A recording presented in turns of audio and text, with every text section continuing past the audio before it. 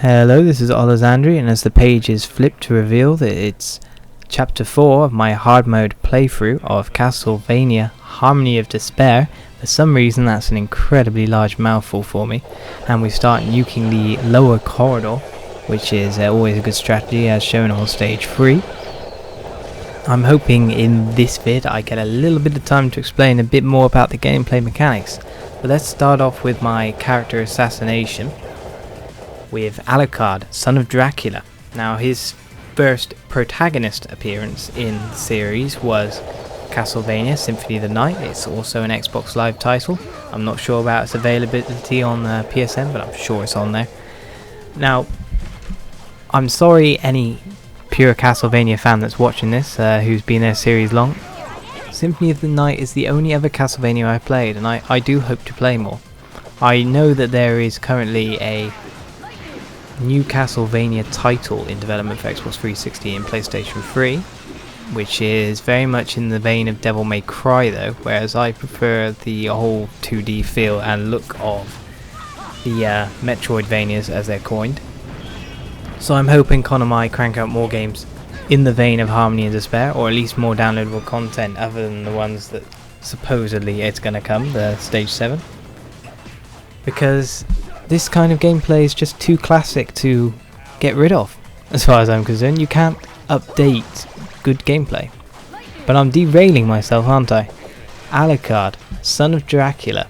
Now in this game, he's, well, let's put it this way, he's less powerful than in Symphony of the Night, because otherwise you'd completely imbalance the game. But he retains most of his core abilities and skills, so most of the spells learned throughout the game are the same as those in Symphony of the Night. However, he doesn't retain all of his forms, so he doesn't have like the bat form for example, but he does have wolf form when using a slide attack, and he does have his mist form as his right button ability, which is a highly little useful dodge skill, which also comes in handy for trying to reach higher ledges. So it's on the way. You're fighting a boss for example, and he fires a laser at you and you can just mist right through it if it's a nice quick attack, so it's all great in that way. But also if you're trying to jump up on say a moving platform, or just need a little bit of a higher boost to get up a ledge, if you mist form at the pinnacle of your jump, you can either hang in the air for a bit until the platform comes to the bit you need and just perfect, or you can get that little bit of extra height to take you over that ledge. So you can get to a couple of areas that other characters can't reach without help. So that's all good for him. Now his abilities are earned through treasure chests or monster drops. They are scrolls that teach his spells. Now the way he levels up his spells is by getting more of these scrolls. So when you get a multiple of it, you're not like, oh god, I've already got this one. You have to get about 8 of the scrolls to be able to fully level your ability, and every scroll you get, the ability gets more and more powerful. So same as Soma Cruz's souls, as I may have not made clear in the last video. The more you get of them, the more powerful you get, and it caps off at a certain limit. So no matter what, the more you earn, the better you are. Now he is also an equipment reliant character, so his main attack power and all that is entirely on his weapon strength. So he gets access to all the cool flame swords and the twirly swords and all the weaponry you could want. So you'll be fine with Alucard. He is a very nice tank, you could say. Tank, I say, in the way that he is also the only character that can use a shield. Now, while Charlotte can use a magic shield, it's not quite the same thing. You can put up a shield with Alucard and just block a lot of the attacks, say like Sighs from Death, though we've got another strategy for getting rid of them. So it's nice to be able to have a bit of defense on your character. So if you want a very all-around character that can do pretty much a bit of everything, a bit of spell casting, a lot of melee, a bit of defense, Alucard's your man. So as I said, I want to explain a bit more about the game. Now, something I haven't mentioned yet, because I'm sure people who haven't played this game are wondering why I keep getting loot every 10 seconds. Luckily, unlike World of Warcraft, which I'm going to compare a lot this game to for some odd reason, the loot isn't one person specific. So whenever you pick up a chest, the loot goes to everyone. If there is a food item on the ground, it's appearing for everyone. So when one person takes the food item, it doesn't disappear for the next person to get it. So it's all built up in that way. So every chest that is unlocked, everyone gets a piece of loot. Every bit of food on the floor, everyone gets. Quick tip, don't ever go in that portrait if you're new to the game. That is the wrong thing to do.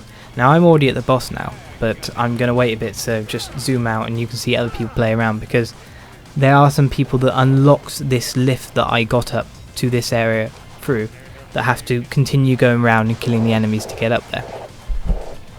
So other gameplay mechanics, which you might see in a little bit I think, is the dual crush.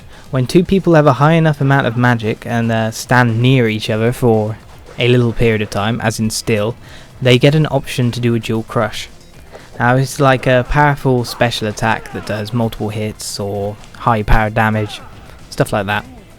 That can be activated. As you can see, I'm getting a little prompt at the moment, and in a little bit when I zoom in you'll see someone doing a knife one, which is a nice one because we don't know exactly how to activate them, but we think it's entirely down to the first character that activates it or prompts it, because it calls out the character's name and then the other character has to follow up. So it will say like Alucard, and then Alucard has to press the trigger as well, and that will cause the ability to start. So here you go, here's the blade dual crush there. So we were just experimenting with them for a little while the other guys got round. Unfortunately, we were hoping the other guys would get around pretty fast, but there's a little jump that you have to make in order to get up to this area nice and fast and get to the lift. And I think I zoom out in a second, and as you see at the bottom, Alucard fails the jump. So we have to wait for him for a good 2-3 minutes, so don't fail the jump. So we're going in the boss now, which is Braunger. I couldn't remember his name in the last video. Now he's a vampire painter, which is an odd combination. He's one of the main baddies in one of the previous Castlevania games in the series. Now his main abilities are paintings, of course. There's a portrait next to him which shows you where he's going to attack if he does his blood art. Now other attacks he does is spraying blood up from his hands just in the immediate area, and this portrait movement at the moment. So at the moment you just want to keep dodging. Now a good tip for this boss is to always stay behind him, so that the side nearest the wall. Luckily in this video the main killer ability doesn't get shown, so we get lucky in that sense as well, which is the gigantic green pinwheels. Now these pinwheels poison you, so of course they do a large amount of damage straight off, and then they drain you over time, which is really bad. Those gigantic statues that went past, they curse you, so bad as well. But the pinwheels maul you, and you have to get in between the little points as they go over you, just like getting in between the gigantic boss's legs on stage 3. So that's basically telling you about the boss. This is the end of this video. See you around for the next one.